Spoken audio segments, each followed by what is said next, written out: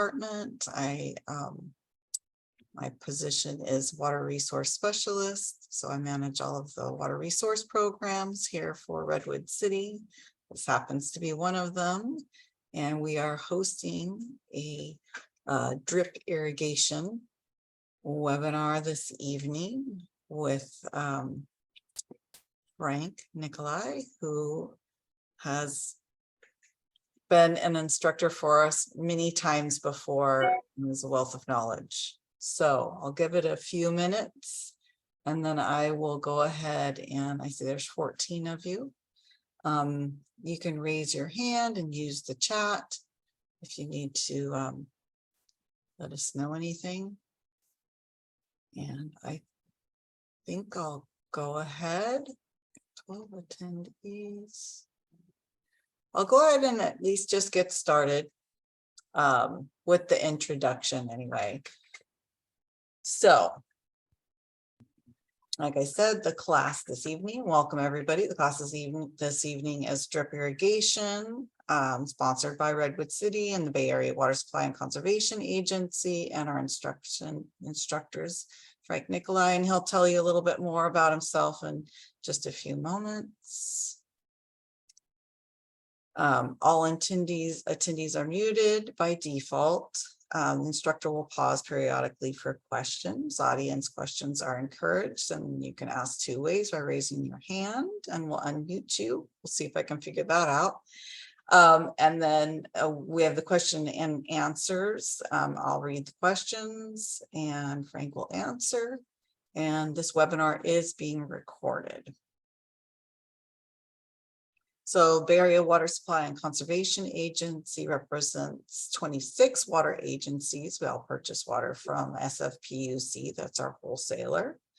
BOSCA's member agencies provide water to 1.8 million people and over 40,000 businesses, community organizations in Alameda, Santa Clara, and San Mateo counties. And our goal is to, or their goal, is to supply high quality water at a fair price. So we all negotiate with SFPUC to get you the best price possible. And then the program objective, of course, is to save water outdoors. So we've been doing indoor conservation for many, many years. And lately we've been focusing on outdoor conservation because it really does represent the majority of our water use. So the more we can save outdoors, the better off we are. And as we've experienced this drought for the last so many years, 3 years, now we're finally out of it, thankfully. Most of us have let our poor outside plants suffer quite a bit. So we do have ways to help you save outdoors. We have our Long Be Gone program, $1 to $4 per square foot for removing your turf and replacing it with drought tolerant plant material, replacing your spray irrigation with drip. Redwood City offers $2 per square foot. We also have our rain barrel program, which is in collaboration with the San Mateo County Water Pollution Prevention. You can get up to 2 rain barrels, $100 per rain barrel. And then we have our Rachio program, which is a smart controller. This is an awesome product. And very, very easy. It's like an instant rebate. You go online, you pay a small amount for it. I think it's $100 plus tax. I could be wrong on that. And then the water agency that participates, and Redwood City does, pays the difference to the vendor. And then we have an optional rain garden rebate program as well. We get up to $300. And then there's some value for those of you that belong to Valley Water. They also have, it looks like a sustainable landscape program. I apologize, I'm not very familiar with their programs. So it looks like they pay you $2 a square foot to remove turf and replace with a sustainable garden.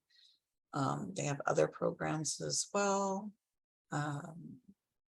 Water-wise lawn care tips, all kinds of good stuff. And as you can see here, there's the videos and other resources that are available at Valley Water's website.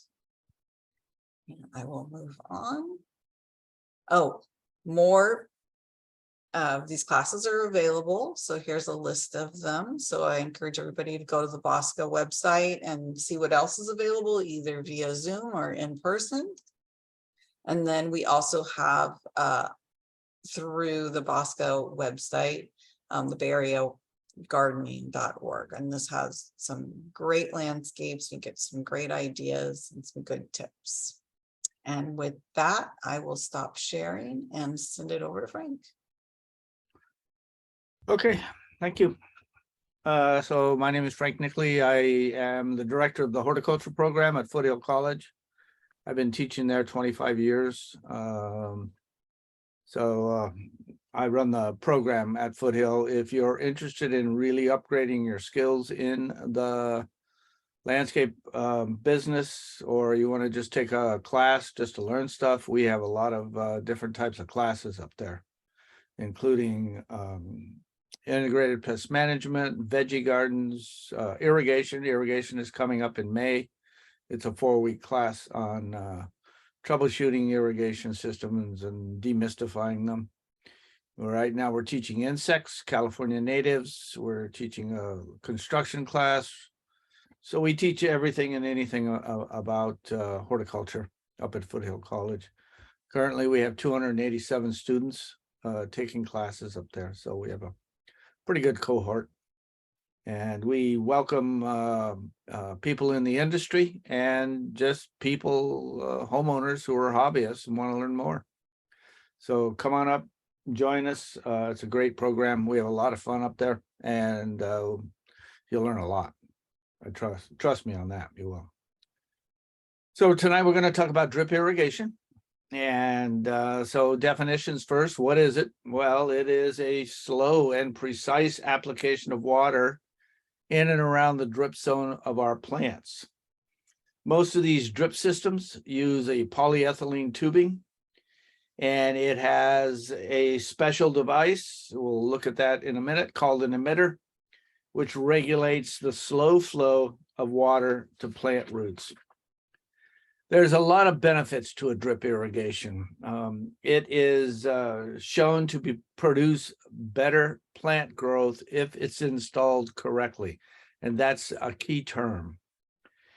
It can save water anywhere from 39 to 79% over other methods of irrigating. It delivers water without runoff because of its slow application rates. In our area, we have heavy clay soils, unless you're living on Sand Hill Road, which is sandy soils, obviously. But our heavy clay soils do not allow water in at a rapid pace. So you want to apply water slowly so that it goes into the soil, into your root zones, and irrigate your plants without running off. Drip irrigation has a lot less hydraulic issues because of the low flows and low pressures. And so you can run these long laterals, and drip irrigation uses what are called pressure compensating emitters, which means that the pressure is constant throughout the entire system. With drip, there is less weed development because you're watering the plant and you're not watering the entire area. And so there's less of a chance that weeds will germinate and take over your garden. And even if you do get weeds, they have a tendency to be somewhat shallow rooted, and they're easier to remove, especially if you have some water-saving mulch on this landscape. Water waste from sprinkler overspray is a key term here. Irrigation systems are difficult to install, and there is always overspray, and you can see it all the time. Running off onto the concrete. In all my years in this business, I have never seen concrete grow because of this water that you're putting on the concrete. Drip irrigation actually started as an accident. This engineer, his name was Simcha Abbas. He had a small leak in an underground plant, and he noticed that the plant was doing better for no apparent reason until he dug down there and saw this tiny pinhole leak in his pipe that was irrigating his plant. And he had an aha moment. He was an engineer, and so he began to develop emitters that would leak slowly and consistently over large areas, and the rest is history, as they say. The development of plastic has helped drip to evolve. So metal was essential in developing brass heads in spray systems, and it was used a lot in impact rotors. You remember those kinds of rotors?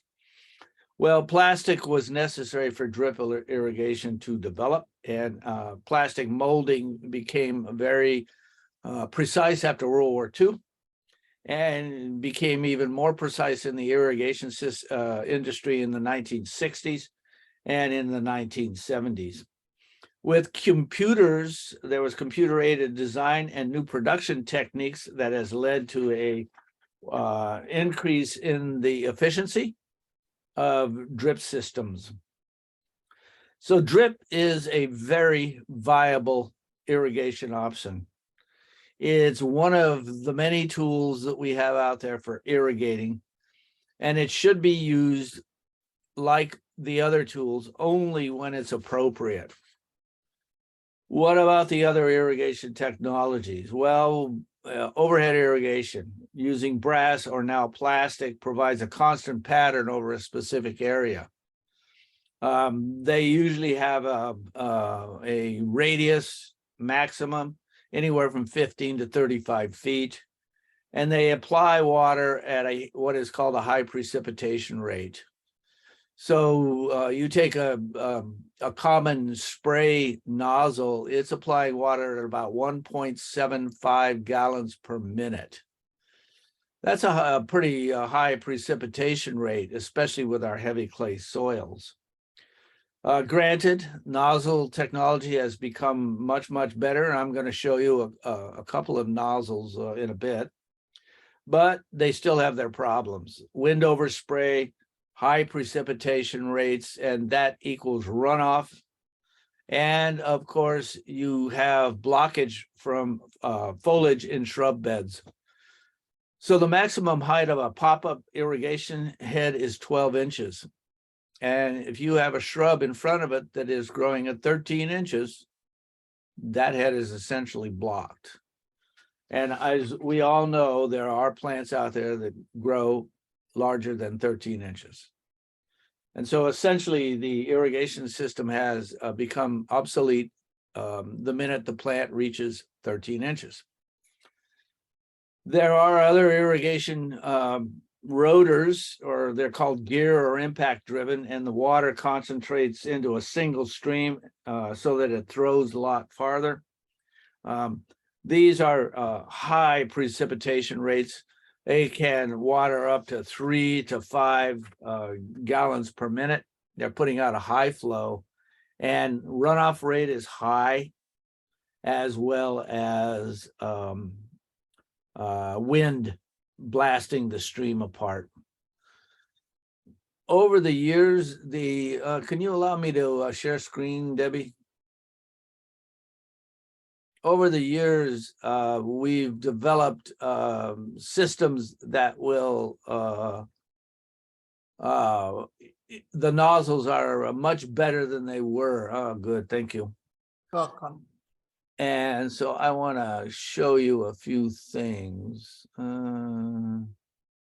Where is my Safari?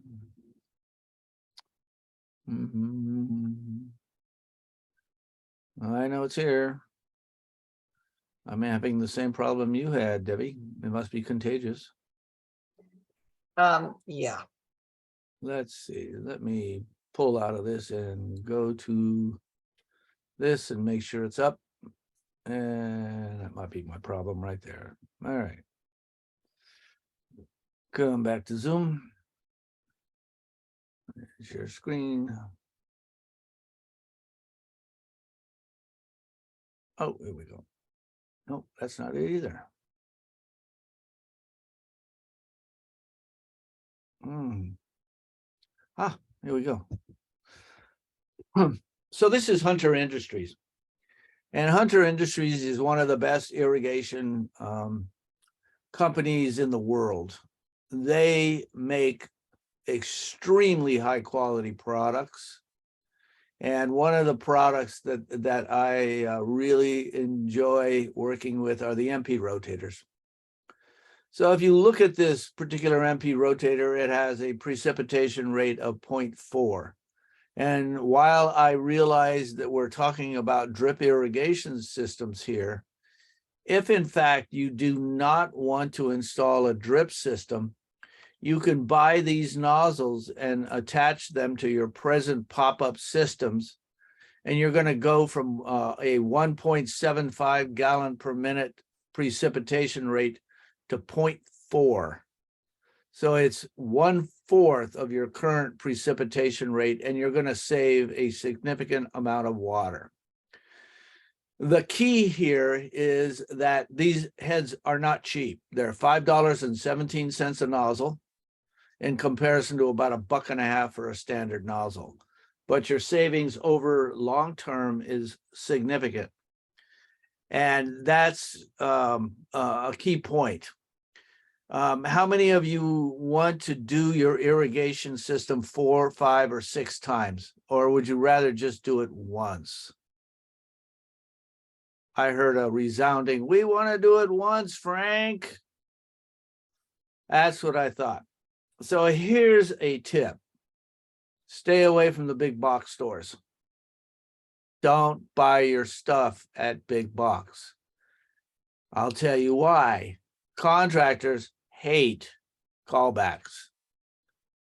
I was a contractor for 35 years, and I wanted to get in there, get the job installed, get paid, and go away. Nothing worse than an unhappy client who is calling me back with a problem with their system. Big box sells so that they can have repeat business, and their products are not commercial grade. So where do I go to buy my stuff, Frank? Well, here you go. This is Site One. Site One is all over the place. There's a store in San Carlos, off of Industrial. There's 2 stores down in San Jose. You can come up here and say, find a branch. And I'm going to allow it to share my, find out where I'm at. And I want to put in a zip code, and presto change order. Here is San Carlos. They're over on American Street. There's 1 in Hayward. There's 2 in San Leandro, 1 in Dublin, 3 in Dublin, San Jose, Concord, and Pacheco. So you've got good coverage with Site One. The cool thing about Site One is not only can you get irrigation in terms of sprinklers, pipe and tubing, controllers, valves, fittings, and we'll talk about valves in just a minute. Drip and micro irrigation systems, cable, whatever. You can also get cool things like tools. And there is nothing like a hardware store that sells irrigation stuff and safety equipment and hardscape stuff and plants and landscape lighting and fertilizers, pest control products, mulching, conditioners, tree injectors, paint, you name it, these guys got it. I'm going to give you a hint. Don't go to these stores when the contractors are there. They will ignore you. You look like a homeowner. You are a homeowner. You're going to be there a couple of times and drop a little bit of money. When I was a contractor, I was spending anywhere from $10,000 to $20,000 a month with these guys. So when I walked into the store, I got the donuts, I got the coffee, I got waited on. They're going to ignore you because they want the contractor's business. Those guys are their bread and butter. So you want to go at 9 o'clock, 9:30 when the contractors are gone. Don't go at noon. A lot of these irrigation houses offer lunches for contractors, hot dogs, pizza, junk food primarily. And again, they're trying to get the contractors to buy material. Go about 1:30. Contractors are not there. They'll help you. If you go at 4 o'clock, the contractors are back buying material for the next day. Go about 5, because a lot of these stores, this one is open till 6, I believe. Most of them are open till about 6. So you can get help. And these guys are more than willing to help you as a homeowner, as long as they can work with their contractors, because they're going to get their contractors in and out on a daily basis. And that's their bread and butter. So Site One is an excellent place to get irrigation equipment. It's commercial grade. What's the price difference? Well, what's the price of your labor? How many times do you want to put in an irrigation system? If you've got to put the irrigation system in twice, your time has value. So get the commercial grade stuff and put it in one time. And I'll give you an example. I put my landscape in 1991, and I just changed all 9 of my valves this year. I changed 9 valves. So what is that? Like 22 years that all my valves have been working? You don't get that kind of a valve at big box. I can guarantee you, because they want repeat business, and the stuff they sell is not commercial grade. If you buy their drip hose there, it's slightly smaller, and so the commercial grade fittings don't work on it. You have to buy all your fittings from them. So they've got you locked in. So don't buy big box. So when we talk about these MP rotators, these MP rotators have a radius of anywhere from 8 to 35 feet, and they water in a very consistent stream. They say they will offer a minimum of 30% water savings over a traditional spray nozzle, and they do. They work very well. These multi-stream nozzles are much less affected by wind and spray, and since they apply water slower, larger areas can be zoned together, and the infiltration rate into your soil is significantly higher. So the multi-stream rotaries are a real good product, and I highly recommend them. So where is drip best applied?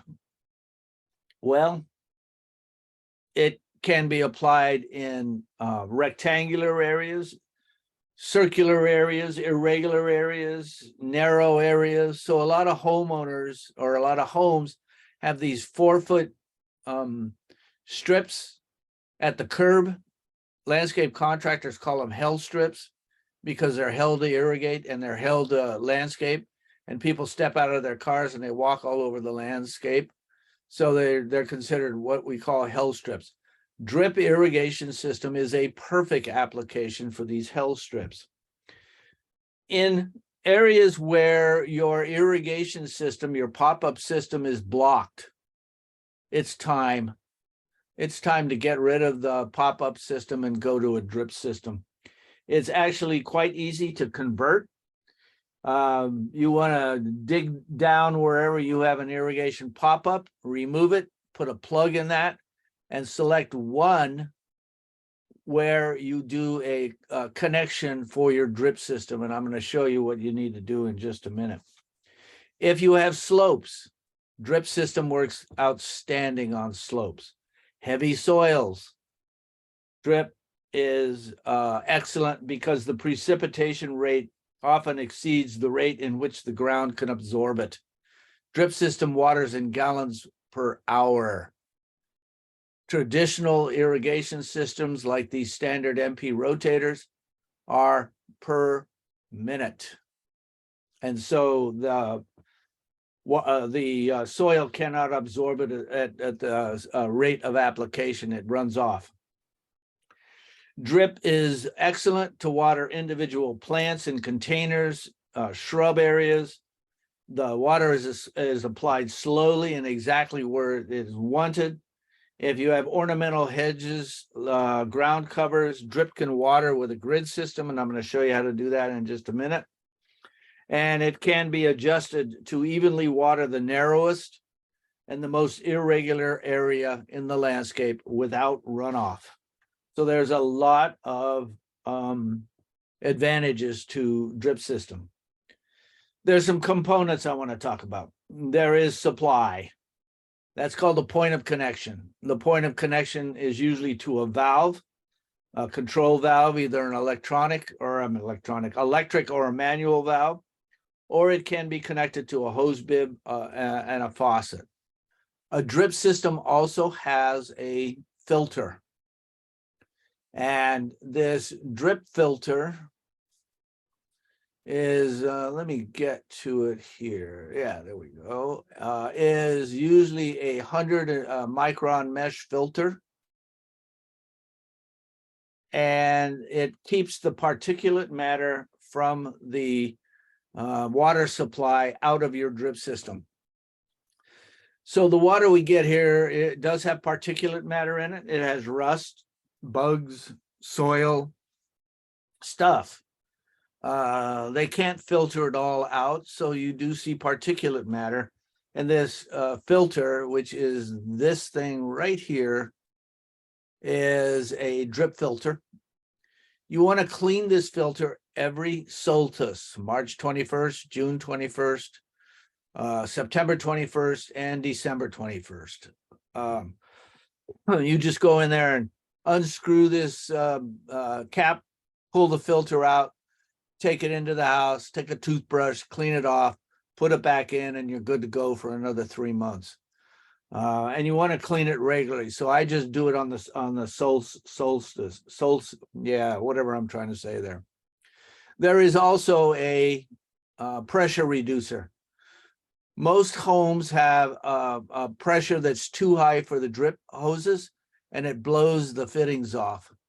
So you want to drop your pressure to anywhere from 25 to 40 PSI, depending on the length of your irrigation emitter hose. So Hunter makes a kit. It's called a drip control zone kit. And you can get it pre-assembled in low, medium, and high flow kits from 0.5 to 100 gallons per minute. It's all done for you. It's all connected for you. All you have to do is attach it to your piping and then attach this end to your drip system. It's inexpensive and it works. It's got a high quality valve, and that's what you want. A valve is the heart of your irrigation system.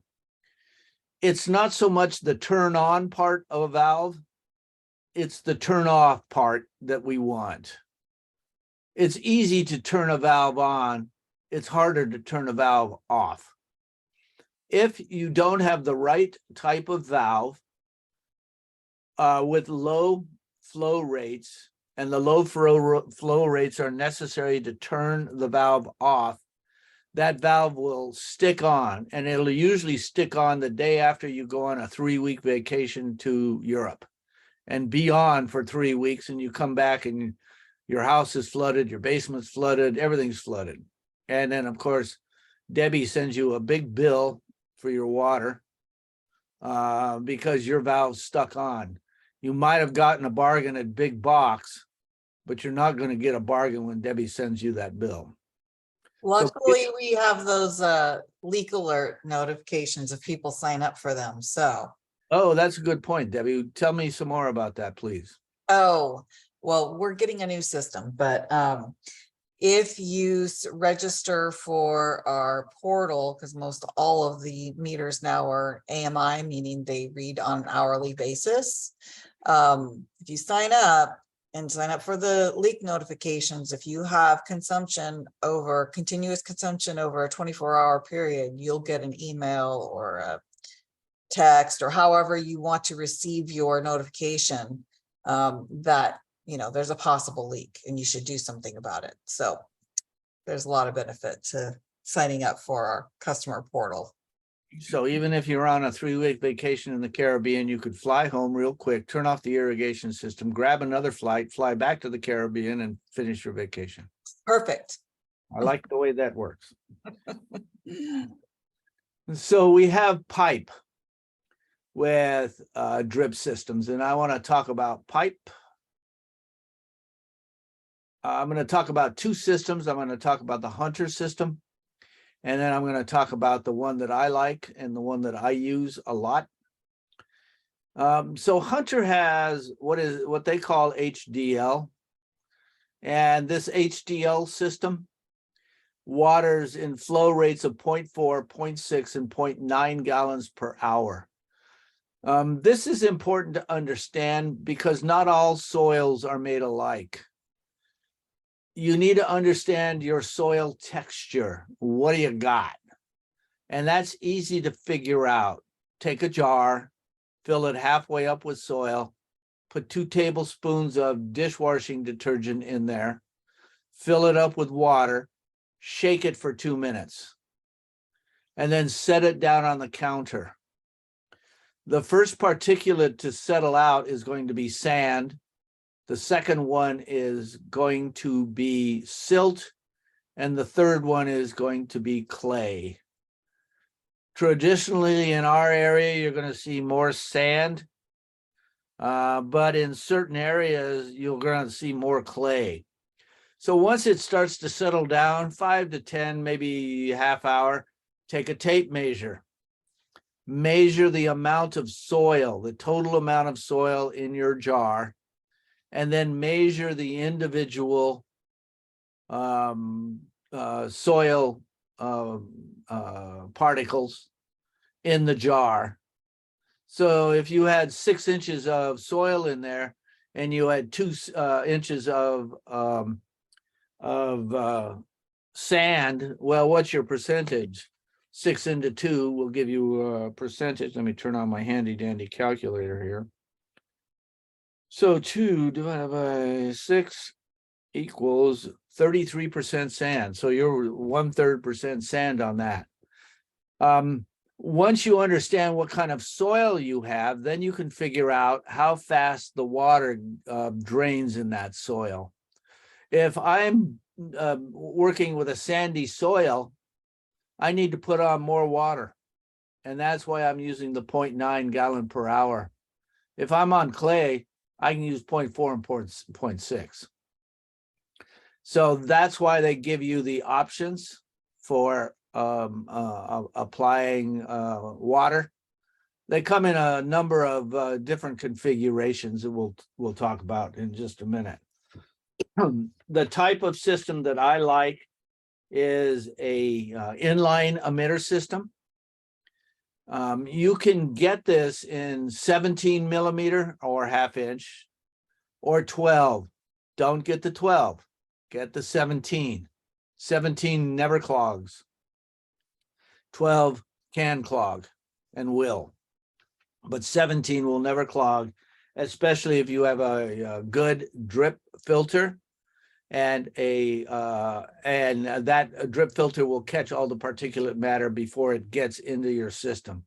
The next system I'm going to show you as another special device for keeping the system clean. I'll talk about that in just a minute. Your control valve controls the flow of water to the drip system. It can be electric or you can do it by hand. Just get a good one. Filters are key. They're the heart of that system in terms of keeping it clean. Most of them are coming in 150 micron mesh, and that will catch just about any kind of particulate matter that might be in there. A preset pressure regulator is also a very good idea because it will blow these fittings off this drip hose. They're just barb fittings and they're pressure fitted. There's no glue involved with this. It's a matter of you putting them on with just hand strength. And so 20 to 40 PSI is your filter sizes for most systems. And they work very well to keep the pressure constant throughout the system. I do not recommend 1/4-inch hose. Point source irrigation kills plants. It's old school. If you've got 1/4-inch point source, take it out. It will clog. I don't recommend it. None of the professionals are using it. I see they still sell it at big box. They make it sound like it's real easy to install, and it is. But how many times do you want to install that system, and how many times do you want to replace your plants? If in fact you're using California natives and you put in this 1/4-inch stuff, it's easier to take a chainsaw and just chainsaw all of your natives to the ground, throw them in the recycling bin, and get it over with, because that's what it's going to end up doing over a long period of time. And in the process, you're going to be torturing those plants on a daily basis. It's a slow death. So 1/4-inch is not recommended for anything. It's it's recommended for the garbage can, and that's about it. Don't buy it, don't use it. When we talk about these systems, you can get fittings, and I want to find where they have their fittings. Here we go, micro irrigation. They have 2 different kinds of fittings. They have a PLD lock and a barbed fitting. The PLD lock is a way better fitting because it locks on that irrigation line, and it can be used on diameter ranges from 0.5 to 520 inches to 620 inches. It's reusable. It is excellent for low drip irrigation maintenance. So get the PLD locks. Barb fittings will also work, but sometimes these things can blow off, especially if you get a pressure surge on your system, or something happens where it's kicked or it's hit. These barb fittings will come off the line. So you can see this gentleman, lady here, putting a barb fitting in. This is the barb fitting. The PLD locks. So this is what it looks like. It's got a cover here. I can't increase it, but these all lock. So they have a casing on the outside. The 17 mil barb fittings are just that. They're just a barb fitting, but not the locks. These are great. And of course you get them in 3/4 inch and 1/2 inch for your system. 1/2 inch is what I recommend. You don't need the 3/4 inch on most systems. So when we talk about drip systems, we talk about gallons per hour. And just to make it easier for me math-wise, I'm going to use the 0.9 gallons per hour for my math. So how much of this drip stuff can I put in my garden? You want to figure out how much water you got coming in first. So take a 5-gallon bucket, and we all know that there's 5 gallons of water in that bucket. Who's buried in Grant's tomb? 5 gallons. And then take a tape measure and measure the 5-gallon bucket from top to bottom. And then make 4 equal lines on there based on your measurements. So you're going to measure it, and it's going to come out to about 14 inches and some change.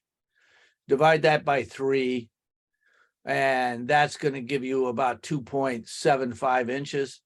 Every 2.75 inches or so, make a hash mark. That represents a gallon of water. Take that bucket, stick it under a hose bib, turn it on. 1,000, 2, 1,000, 3, 1,000, 4, 1,000, 13, 1,000, 14, 1,000, 15, 1,000, shut the water off. So in your bucket, you've got water for 15 seconds. Multiply that by 4 because there's 4 15 seconds in a minute. That gives you your gallons per minute coming into your house.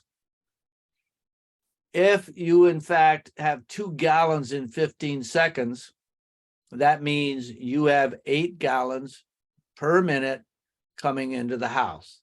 That's about right, 8 gallons a minute. Some houses are more, some are less, but that's about right.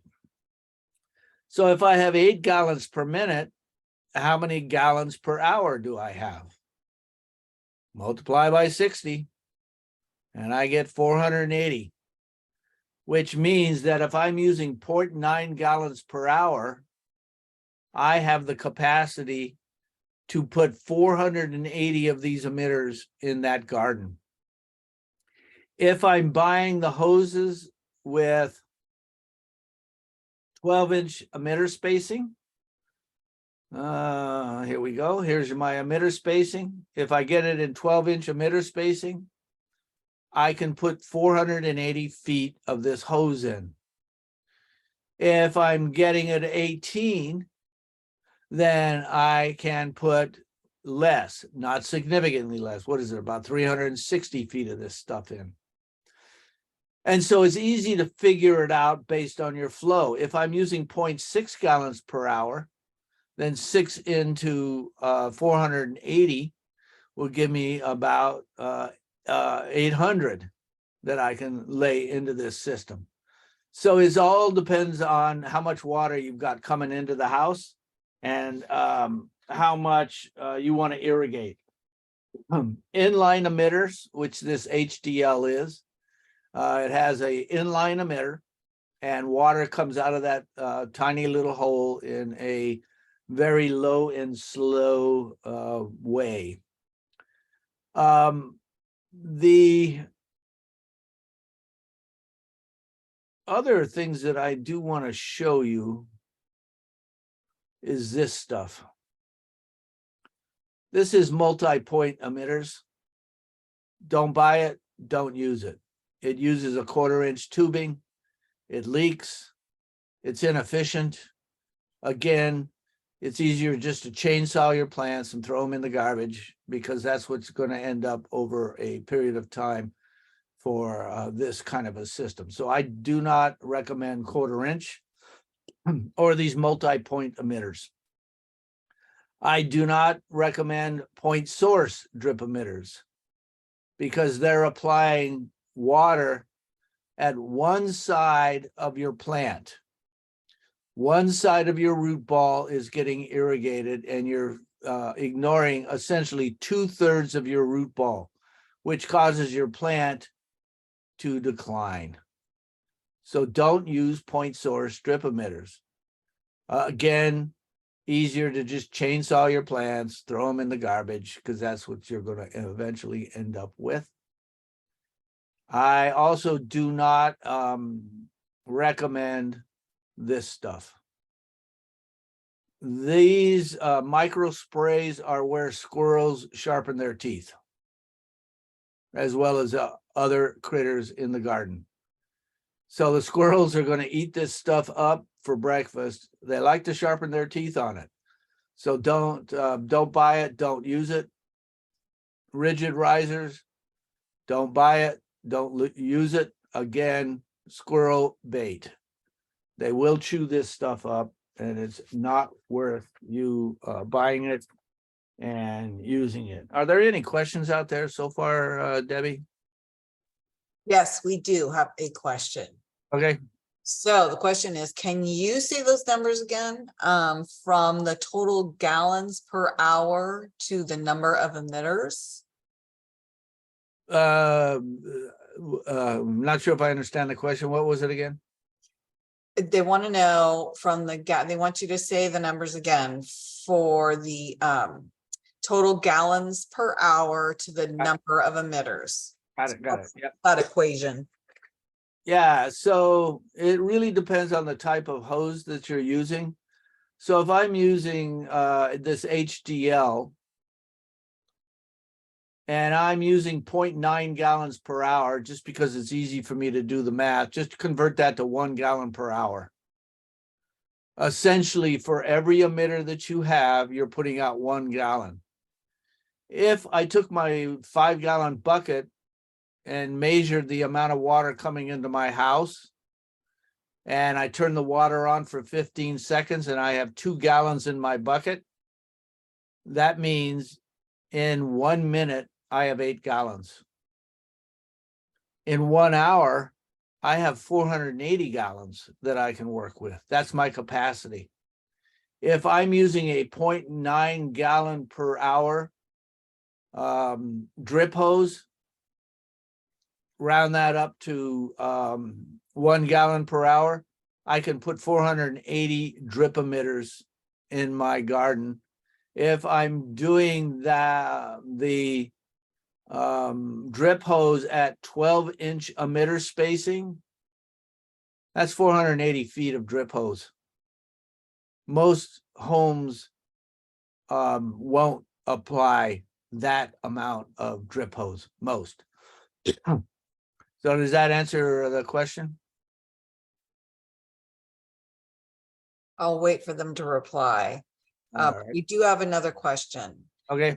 If there is no visual sign, how do I figure out where water leaks? And you did answer the question. Oh, good. Okay. Yes. That's great. So how do I know if I got a leak? The easiest way to figure out if I've got a leak is make sure everything off in the house. Go to your water meter and look at that water meter to see if the little triangle is spinning. If everything is off in your house, that means that you have a leak in the irrigation system. If the irrigation system is off, let me look up water meter and I'll show you what I'm talking about. And a lot of the new meters are digital as well. Oh, that's You true. might see a digital display. Yeah, so a lot of them are this way, where there's a little spinner here. If that spinner is spinning, let me see if this is bigger. Yeah, here we go. This is bigger. If this spinner is spinning, everything in the house is off, you've got a leak outside somewhere. If you've got a digital meter, and I don't see one here. You can look up iPearl. Hi, Pearl. Yeah.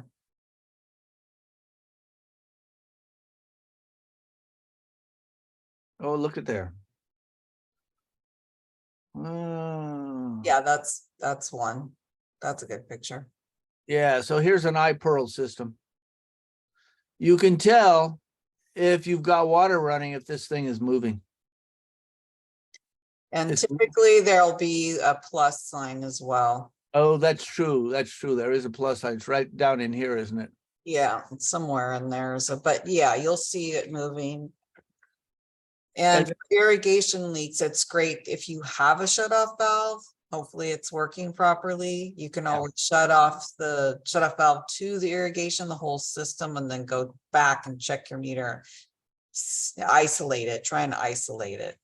Yeah, finding a leak is one of the hardest things in a irrigation system. There's a couple of ways that you can find them.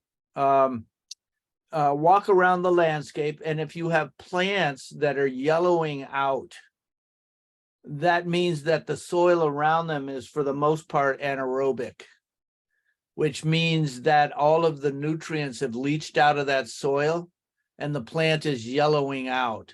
That's a clue that somewhere around there may be some soggy water and your soil is anaerobic.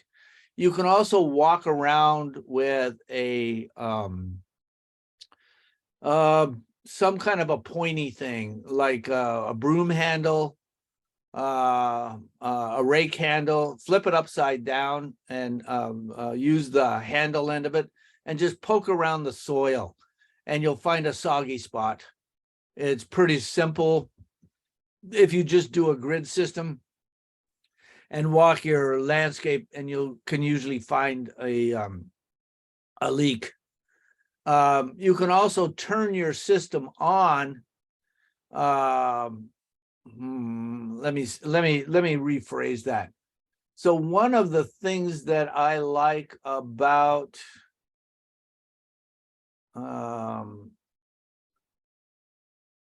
let me go back to Hunter. There we go. Ooh, yeah, here we go. So the Hunter is absolutely the best irrigation controller on the market. I'm sorry, Ratio is not. Hunter is the best. It's Wi-Fi as well as the Ratio. But the cool thing about this system is that it if you have a water meter on there and you can attach a water meter to this system, it will measure your flow rates and learn them for each zone. And if it notices a rise in that particular zone, it will automatically shut that zone off, send you an alarm, and go to the next zone. So it measures water flow. And I love that about this system. The other thing that this one does is that it measures the startup current of the solenoids on your valves. As the valves age, they pull more current, which is an indicator that you've got a valve out there that is potentially going to fail. So I have this system at my house, and I noticed more often than not that a lot of my solenoids were pulling a lot more current. That was a sign to me that it was time to change all my valves, and I did. They had been in since 1991. I got 23 years out of these valves, and I figure I'll get another 23, hopefully, out of them, so I won't ever have to change them again. So I do like this system. You can also shut this system down if you're lying on a beach in the Caribbean. You can go to your phone and you can monitor it. You can change the settings. It's just so versatile. A lot of the contractors are going to this because they can sit in their office and manage 150 controllers with their computer. So they're going to this system because it's easy for them to operate. So when we're talking about drip and inline emitters, I want to talk about the system that I use and I like a lot. And that is this system. This is Netafim. Netafim is one of the pioneers in drip. They make, in my opinion, the best drip system on the market. I have 5 drip systems at my house, and they're all Netafim. They make a 12 mil and a 17 mil. Don't buy the 12 mil. It's good, but the 17 mil is way better. The Netafim system is easy to operate. It's easy to calibrate. It comes in a number of different configurations, and we'll talk about that in a minute. It was founded by farmers and agronomists in 1965, and it has been tested and retested and tested again and retested. It was originally developed to grow vegetables in the desert, and they would put miles of this stuff out. I mean, literally miles of this stuff out and grow vegetables. So it is by far and away the best drip system that it is out there. There are typical layouts with this thing. You don't have to do straight lines with drip. You can do anything you want with it. You can do curves. You can do, if you want to do like a labyrinth design, you can do that. You can do this. Again, here's your control valve. Here is your filter. And then, of course, your pressure regulator, all on this system. And then here's your point of connection. This is where you attach the hose. You don't have to get this flag raising dealie. That's a waste of money. You don't have to get this either. I usually just put one in here somewhere and just use it to flush the system every quarter. Here's your essential components. Master valve. If you want to put a water meter in there, have at it. You're going to put in a pressure reducer and a filter. You can do something like this if you want to spend the money on PVC. This is called a manifold system. A lot of people like this and they want to do it this way. One thing that I will talk about and give you a hint is the difference between this hose and the one next to it is 14 inches. If you install this stuff 14 inches apart, you're going to get excellent coverage in these configurations with your system. It's going to water evenly. It's going to water consistently. These hoses are coiled in 100, 250, 500, and 1,000-foot rolls. So they have a memory. And so when you're laying these hoses out, it's like wrestling a mad cat. So you've got to use what I call sod staples. So these are sod staples, and you use these to hold down the hose. Eventually, these will rust out, which is good because rust is good for plants. Iron oxide rust is excellent for plants. So in this configuration, they said, no, we don't think we're going to use PVC. We're going to use regular distribution tubing. So you can buy the distribution tubing. It's essentially the same as 17 mil, except there's no holes in it. There's no emitters in it. You can also use emitter line. So if I have plants that are growing on this edge here, I'm just going to use emitter line, and it becomes my distribution line and my emitter line. You don't have to do this fanciness. So engineers love this. Engineers will lay it out in these grid patterns. Artists do stuff like this. They do stuff like that. They're artistic with it. Not so much the engineers. And I kid the engineers because I worked for a lot of engineers and they preferred their drip system installed this way, which is fine. Again, 14 inches. I can do this in a ground cover bed. I can do it in a veggie bed. I can run a line on either side of a hedgerow and get adequate irrigation. Drip system is very flexible in terms of how I install it. Here's another way. Artist again, engineer. Artist, engineer. You can do contours, whatever you want to do. You can do a closed loop system like this one. You can do an end feed. It's very, very flexible. So you can run a line down the center and then go drip left and right. You can end feed it like this one. You're feeding one end and water is flowing according to this configuration here. So it's extremely easy to use. Here's a layout for a tree. The good thing about this is that as this tree grows, all I'm going to do is put another line in there. It takes me about 10 minutes. Cut the line here, put in some drip hose, done. Easy. It's flexible. With PVC, I've got to go get the glue. I've got to go get the cutters. I've got to get some fittings. I've got a whole drama thing going with PVC. Not so with drip. I can just attach rings as these trees go.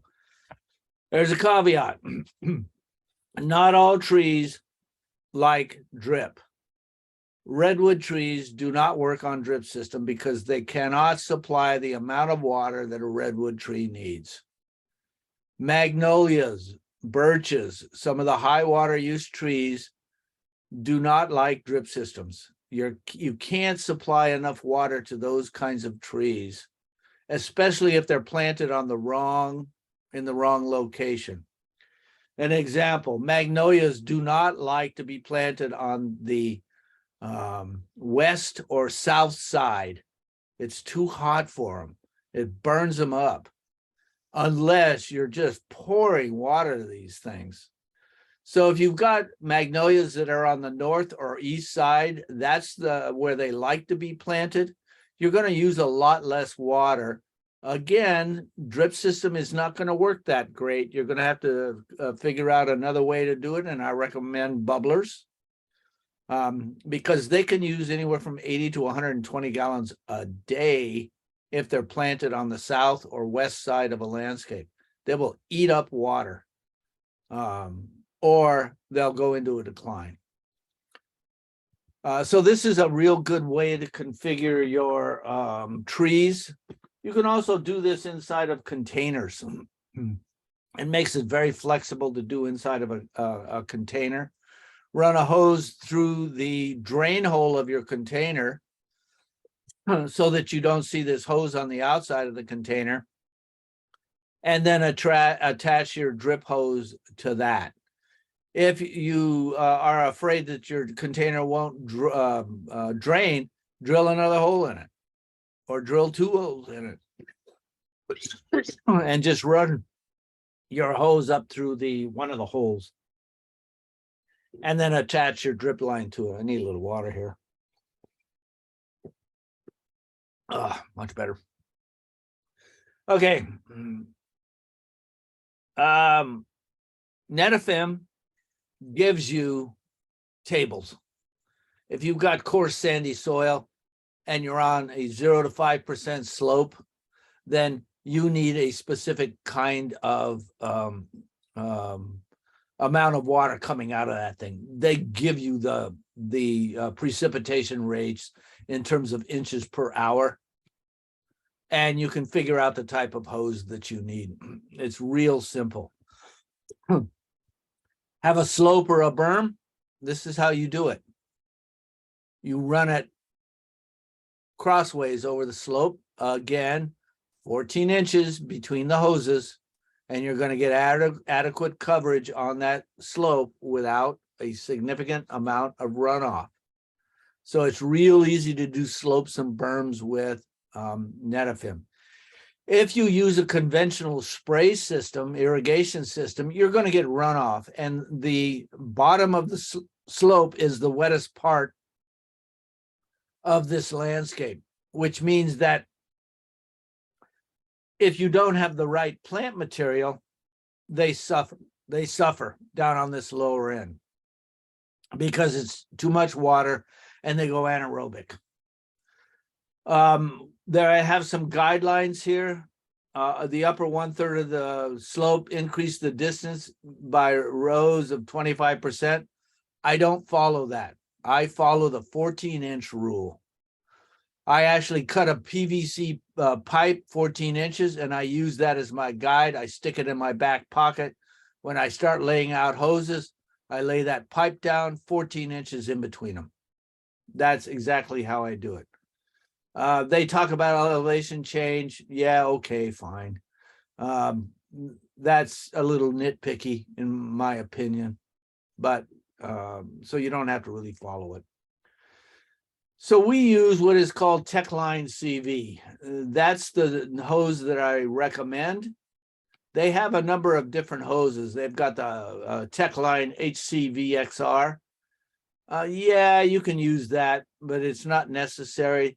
Techline CV is most adequate for most home installations. If you're running a clay on clay soil, your emitter flow is going to be 0.026 gallons per hour. Loamy, 0.42 gallons per hour. Sandy, 0.61. Coarse, 0.92. They give you hose in these 4 configurations. You don't have to figure out anything other than the fact that, what kind of soil do I have? They're putting on water at a very slow rate with this 0.26. And that's good. You can get emitter spacings 18 and 12, and they won't tell you this, but you can get it in 6-inch spacing if you order it. But they won't tell you that on the website. They want you to buy the 18s and the 12s, but you can get it in 6s. So I grow a lot of lettuces, I grow leafy greens, and so I use the 12s and the 6s in my leafy greens because they seem to water a little bit better. My soil is a little on the sandy side. I'm between loam and sandy because I do add a lot of compost to my soils. And so I'll use a 0.42 or a 0.61. I don't ever use the 0.9. I don't ever use the 0.26 because my soil is not clay. Lateral row spacing, don't follow this. Use this one. Frank says 14-inch. That's the sweet spot. And trust me, I put in thousands of feet of Netafim, and 14-inch is the sweet spot I found with most systems. It works.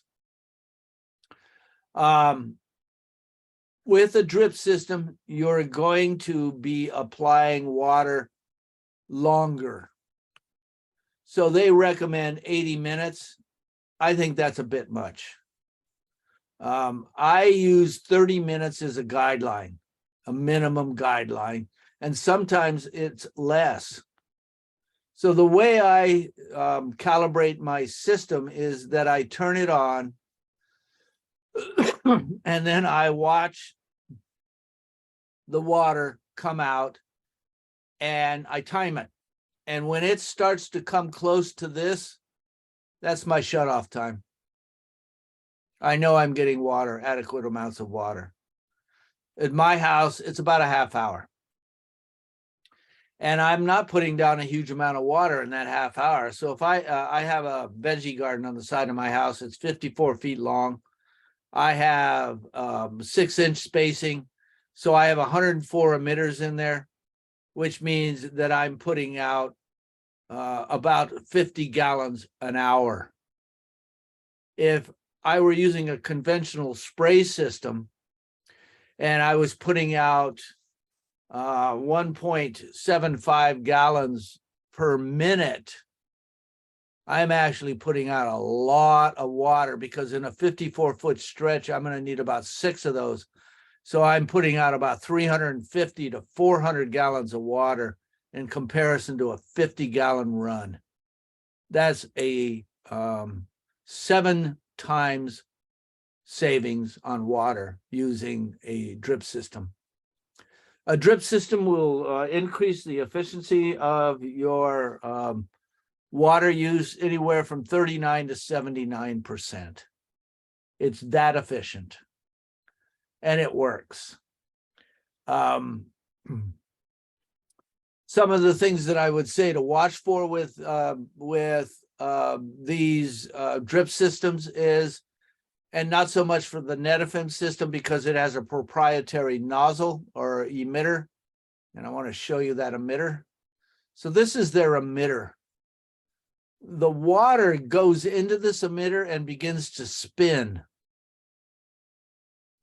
And when the water spins, if there's any particulate matter, it's kicked to the outside by centrifugal force.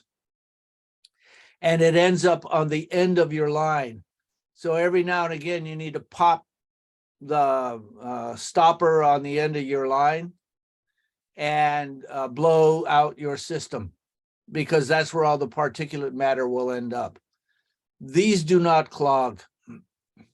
I've had Netafim at my house for 20 years, and I've never had a clog problem with it. So this is the emitter. It's very efficient. You can also see some of the fittings. You can get, here we go. You can get a T. You can get elbows. This is a cross. You can get T's. This is one that goes on a riser. So it's got a thread on it. It goes onto a riser, and then it has 2 ports on either side in which you can attach a 1/2-inch Netafim to that, or 17 mil. They also have elbows. Here's an elbow. So you get a lot of tinker toys with these things, a lot of things you can play with. Here's what connects to your drip filter. This is called a threaded barbed fitting. And they come in different sizes. Netafim is very versatile. You can do a veggie bed like this. You can do a system like this. There's no end to what you can do with Netafim. I'm gonna Google because I'm looking for something specific. Frank, Hey, did you need to take a break? And we have 4 questions, so. yeah, sure. Let's answer the questions. Okay. So, the first one is, I'm new to irrigation, but I would like to know if your information will work with rain barrels. Gosh, that's a good question. Yeah, it will. It will drip out really slow, but it will work. You don't need a pump or anything like that? No, a better use for that rain barrel instead of using a Netafim drip system is just get a soaker hose. Oh, Because that way that will work a little bit better, but you can use a Netafim on a rain barrel. It's going to come out slow because it's gravity fed and there's no real pressure behind it, but it will work. okay. And then the other question was, for a tree, do you remove the inner lines as the tree grows so the water is more at the drip line of the tree? No, not necessarily. So you want to have your drip hose 12 inches away from the trunk of the tree. Your feeder roots go from the trunk of the tree to beyond the drip line. So look at the drip line and add 1/3. That is where your roots are, not under the drip line. That's a old wives' tale. And so your drip line on a tree, let me show you.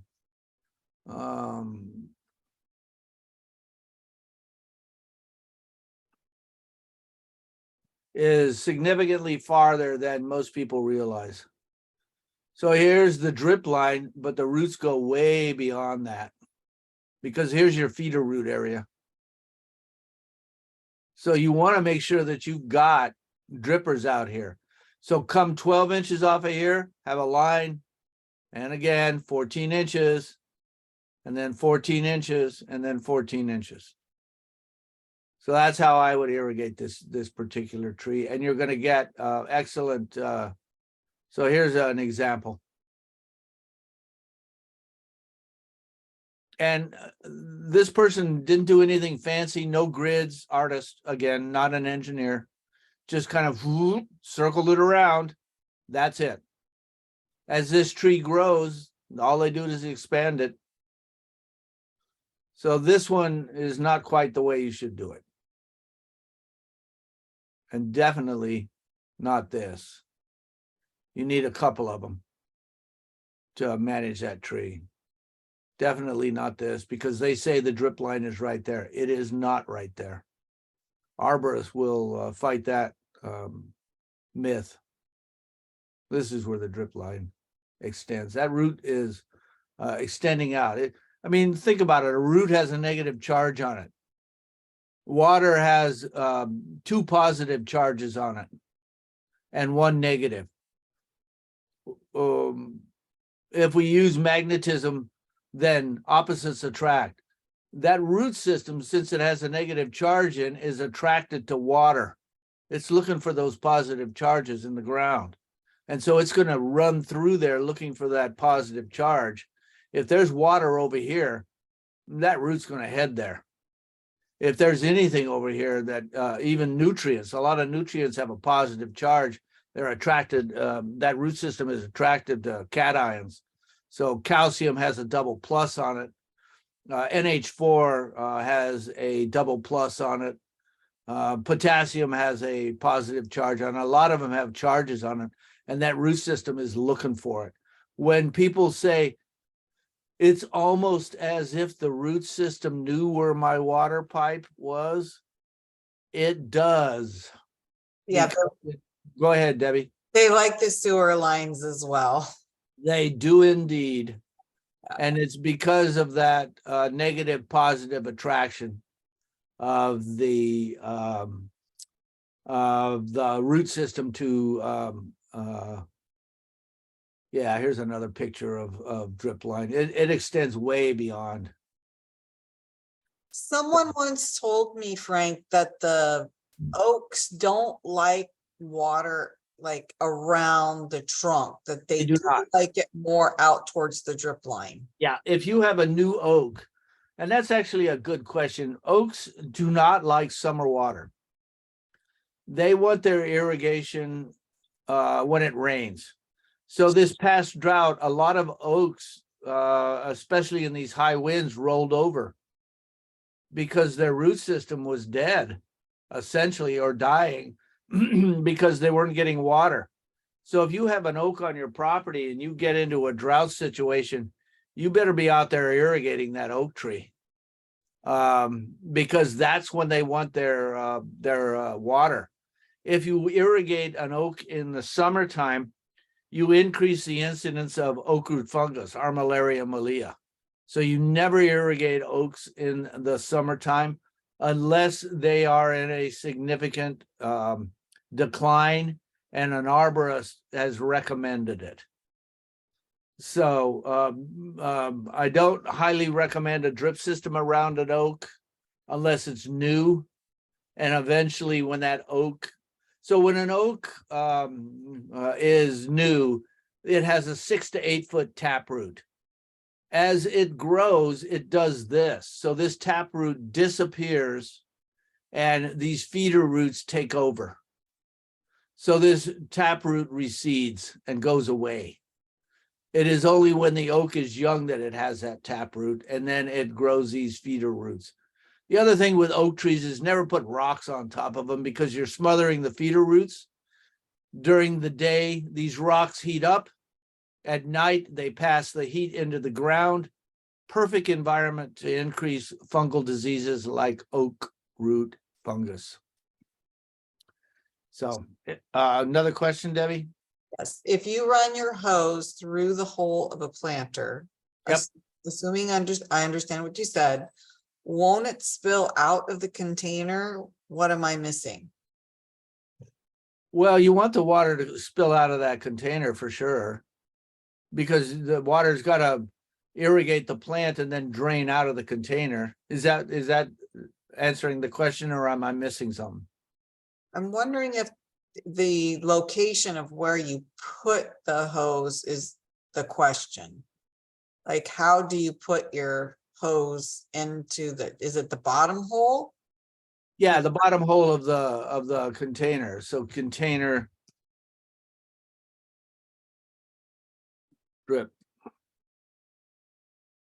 So this is how you're essentially going to be doing it. Here we go. So they're coming up the side. In my opinion, that's unsightly. So just come up the center, lift your container a little bit off the ground, and then center feed Let me see if I can find one. You're essentially center feeding the drip line. No, they're not going to give it to me that way. Let me see if I can find it here.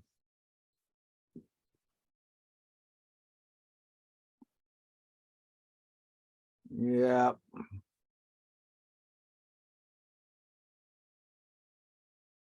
Let me go to images. Here's a good example. But again, they're putting it off to one side. I'm looking for someone who knows what they're doing here. So Frank, is it where you take the drain hole and you put the, how far up do you put your drip hose then? Up to the surface, and then you lay your emitter line on top. Okay, so you do, okay, do you use a blank piece then? Yes. Okay, so you use it, you put it from the bottom and then you put a blank piece and then you run the emitters on the top. Correct. And you could cover it with mulch or something if you wanted to make it look pretty. Yeah, you can. And by the way, that's an excellent point. You want to use mulch with drip systems. It gives you that additional water savings that we so desire. Got you. Hopefully we answered that question. Yep. Okay, next one. Oh, somebody was asking for a bio break. I don't know if you want to take a few minutes or just keep going. It's up to you guys. You need to take a bio. Let's take 5 and then we'll finish up. We have about another 10 minutes, maybe 15 to go. Oh, we should probably just go ahead and keep going then if that's right. all we have. Okay, so then the next one, what system do you use for a row of, I think it's uneven potting plants where 14 inches spread, 14 inches spaced tubing doesn't make sense? Well, the tubings are running parallel to each other like this. So there's tubing. Let me see if I can find something that makes sense to show you. So here is a Netafim line with tubing on either side. And it's irrigating this strip, as is this. It's on either side. So the tubing is 14 inches apart. If you're doing a shrub border, you're just running the tubing 12 inches away from the trunk of your shrub and running it on either side of the shrub, or you're essentially circling it around the shrub. So if I do Netafim shrub borders, there's a couple of ways that you can do it. Yeah, I'm wondering, she says it's potting plants. Or I don't know who this is. So Potting plants like this. yeah. So this is all dripped. I think they mean to say, it says uneven, but I think they mean to say uneven potting plants. Yeah, I mean, you're just going to lay your drip hose out there. You can use it intermittently with distribution tubing, which has no holes in it. But this is a general configuration that you're going to use. So they're going to probably put some ground cover in here. And this is a good way to irrigate, as is this. Let me get back to this one because there were a lot of photographs.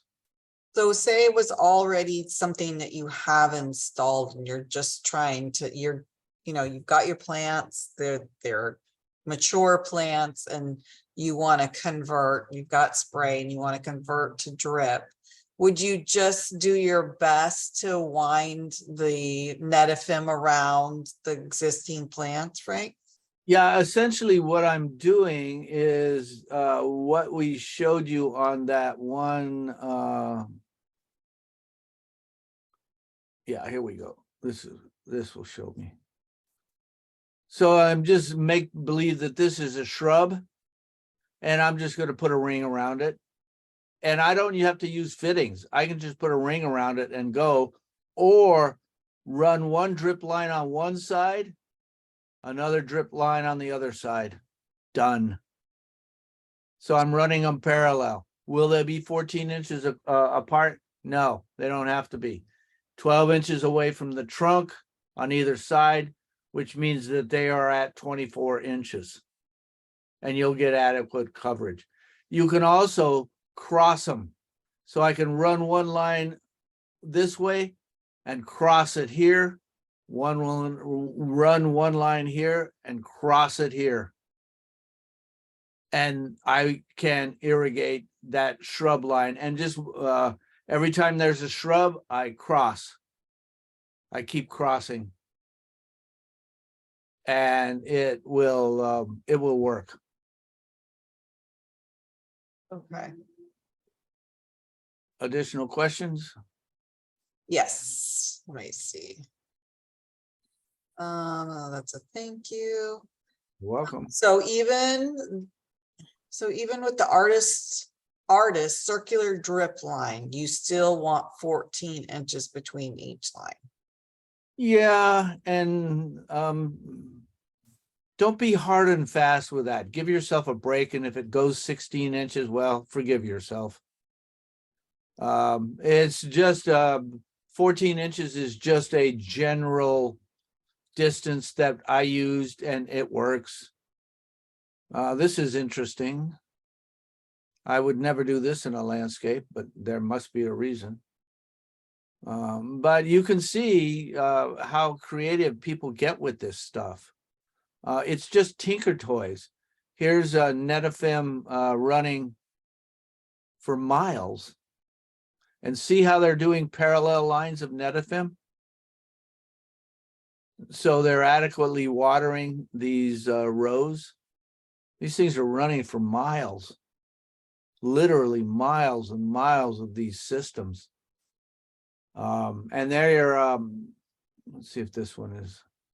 So here's an artistic way. Is it 14 inches? No, this one's bigger than that one, is bigger than that one, is bigger than that one, is bigger than that one. So whatever works in your system, the key is to turn it on and see how the water is flowing. This guy's definitely an engineer.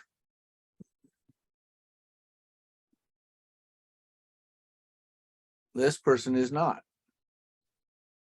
And uneven, they're just running drip hose. They got a tree in here, and then they've got some kind of plants over in here. Here's another real good picture. Here's a veggie garden. And they're not using Netafim, but they're using a drip system. And this is how they're running it. They're just running it all over the place. And it will work. That's why I say it's so flexible. Here's another way that they're irrigating it. It's very flexible. Is there ever a time other than, you said, of course, you have to have, so much flow, but where you can get too long of a run of drip? Not on a typical homeowner situation. So, and do you lose pressure towards the end? no, that's the beauty about drip system, because they have a pressure compensating nozzle in there. So the pressure at the start is the same as the pressure at the end. Okay. So what do you think, artist or engineer with this one? Engineer. Yeah, I'm thinking too. Yeah. And there is no wrong way to install this stuff. If it's not watering adequately, add more. If you think it's too much water, take it out. So if I turn this system on and I'm not getting these water circles to come together, perhaps I need another line in here. How easy is that? 10 minutes worth of work. So this is a ground cover area. If you've ever been to Las Vegas and you go to the Bellagio, everything at the Bellagio is watered with drip, and it's all Netafim. Everything. All of their annual beds, all of their shrub borders, their trees, the whole thing is drip. Here's another real good picture of that stuff laid out there. Here's an interesting picture in that they're just watering these areas right here and leaving this area in here. For some odd reason, that's the way they're doing it. Here's another way to do it. There is no real wrong way with this stuff. It's just a matter of, where are my plants? What do I want to water? And then you just plug in this drip system. I give the 14 inches a general rule. It works.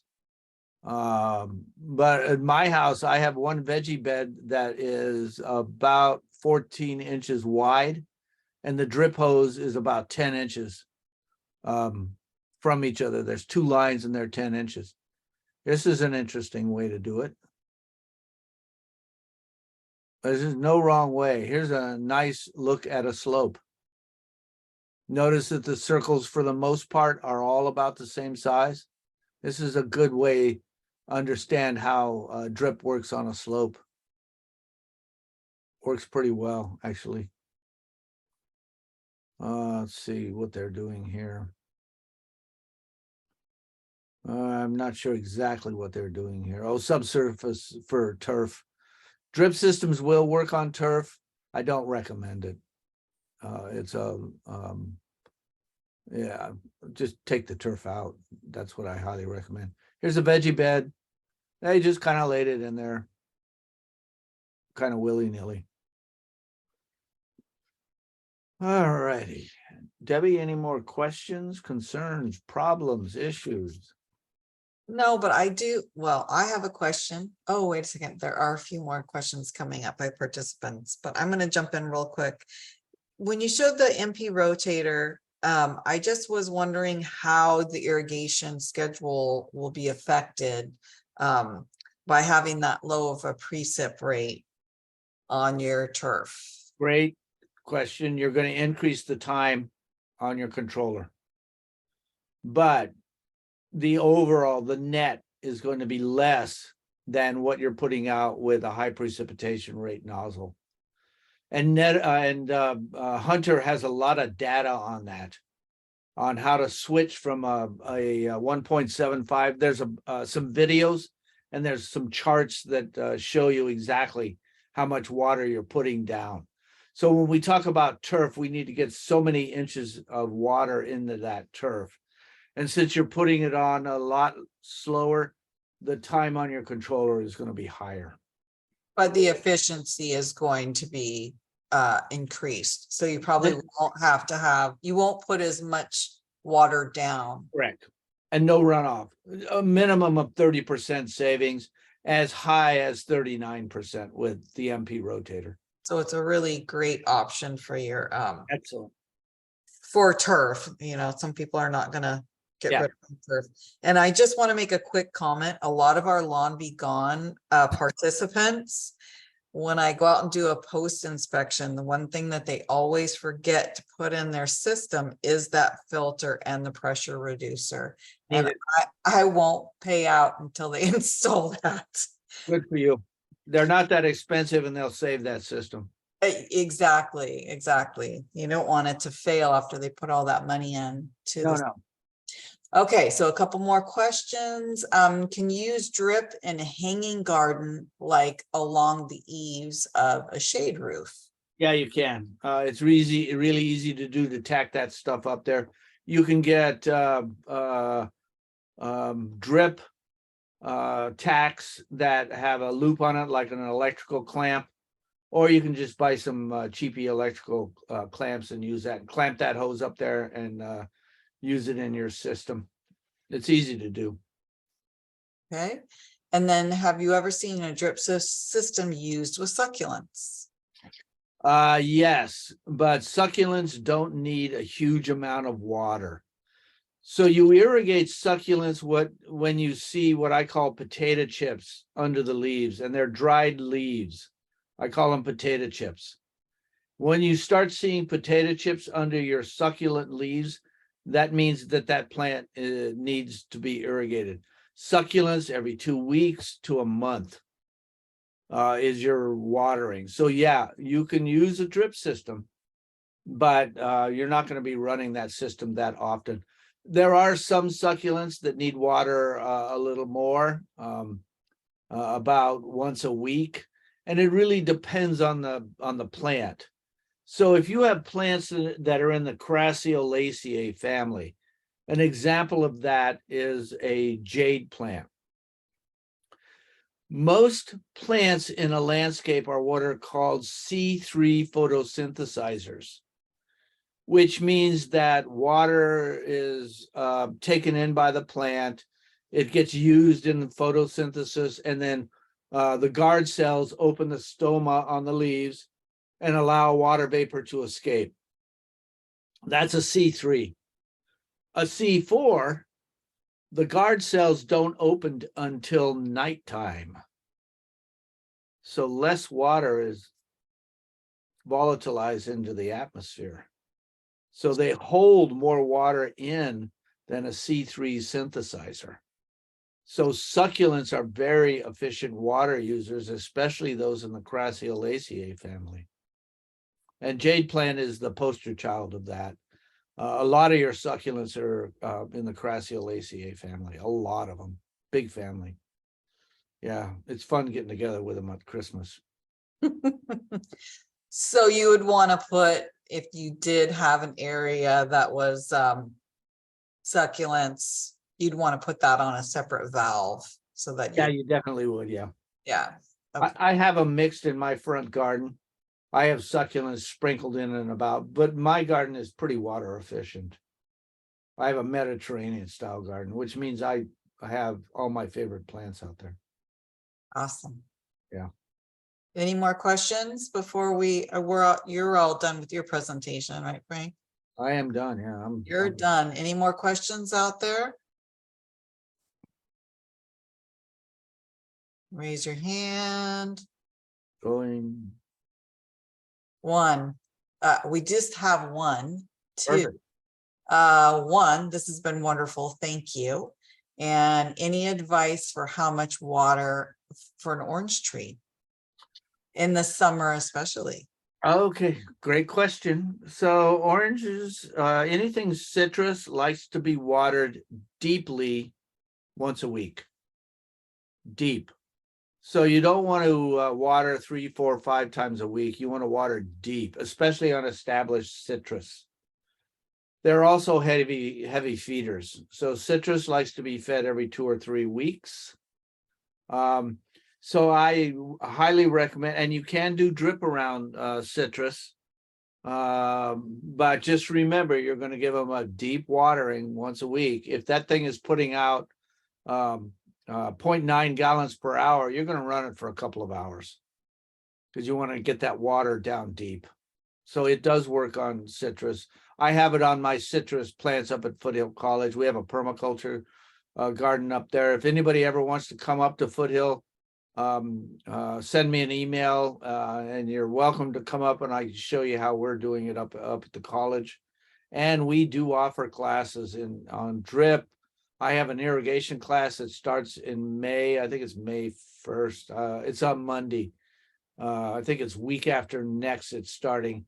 And this is a class to teach you how to demystify an irrigation system. We start at point of connection and we end up troubleshooting. So at the end of this, you come out of the class knowing how to use multimeters, knowing the different parts of the system, how valves work. You take valves apart, you troubleshoot broken wires. We run you through the gauntlet. And it's a 24-hour course. It's 2 units of credit. It's a great course. I have professional companies sending their people through this course. I had one company that sent 156 of their employees through this course because they wanted to create mini irrigation techs. So yeah, come on up to Foothill. Sounds awesome. Okay, just a couple more.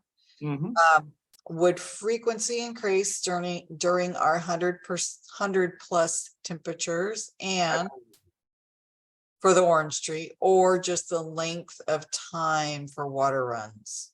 Oh, good question. It depends on how the tree is expressing itself. So when a plant is stressed, sometimes the leaves dip down. And that's an indicator that the plant is stressed. Citrus will do that. So most of the time, if it's got adequate water, the leaves are out horizontal. If it begins to dip down, it means it needs water.